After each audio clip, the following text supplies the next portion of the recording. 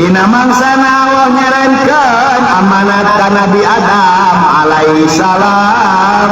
Sabana Nabi Adam alaihi salam diciptakeun ku Allah, maka Allah diabadikeun kisahna inna aradnal amanata alas samawati wal ardi wal jibal. Saestuna kaulan agung ceuk Allah aradna geus ngasongkeun kaulan agung al amanata kana amanat alas samawati ka pirang-pirang langit wal ardi jeung ka pirang-pirang bumi wal jibali jeung ka pirang-pirang gunung. Kieu atuh bahasana Adam saestuna kaula teh rek paparinkeun hiji amanat ka anjeun. Ieu mah bahasa urang jangan jelaskeun ka araranjeun supaya ngerti. Anu eta amanat teh ku kami dipaparinkeun heula samemeh dipaparinkeun ka anjeun teh. Hiji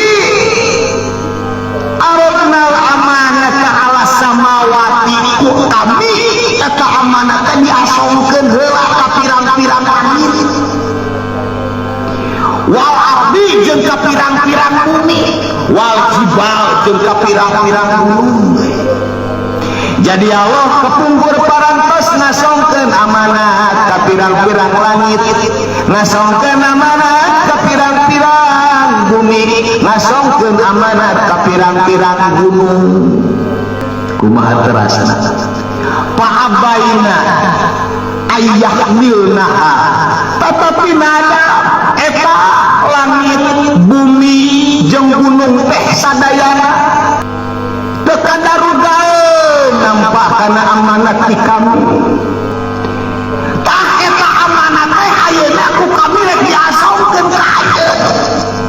Kumaha ceuk Nabi Adam, Gusti fakaifa ahmal ma'adhafi, Gusti kumaha kaayana abdi rek mikulkan amanat ku sakitu ageuna, amanat anu teu kawasaeun dicekel ku langit, amanat nu teu kadugaeun dicekel ku bumi, amanat nu teu kadugaeun dicekel ku gunung. Katurun ampun paraon Gusti, kari-kari eta amanat teh diasongkeun ka kami ayeuna rek kumaha abdi pakaifa ahmalu, rek kumaha tingkah abdi mikul beban amanat eta ma'adhafi Gusti sarta kalemahan abdi. Langit teu kadugaeun, bumi teu kadugaeun, gunung teu kadugaeun, rek kumaha abdi mikul kana amanat eta Gusti.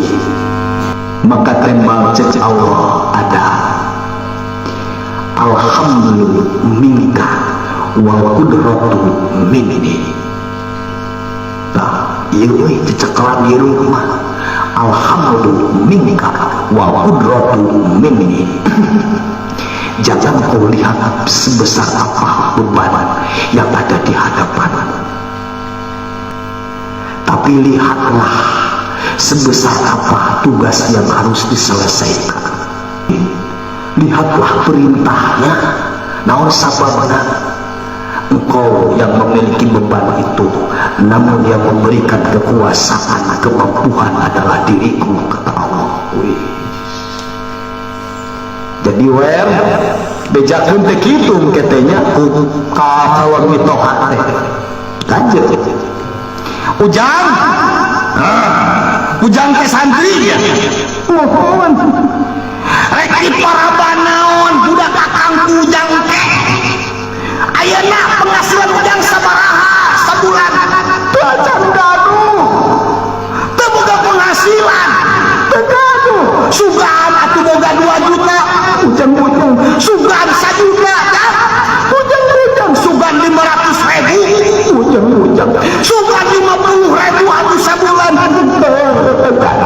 tuluy anak bapak akang ieu rek diparaban ku naon rek diparaban naon ku anjeun jawab ku anjeun teh wer alhamdulillah minka wal qudratu minni.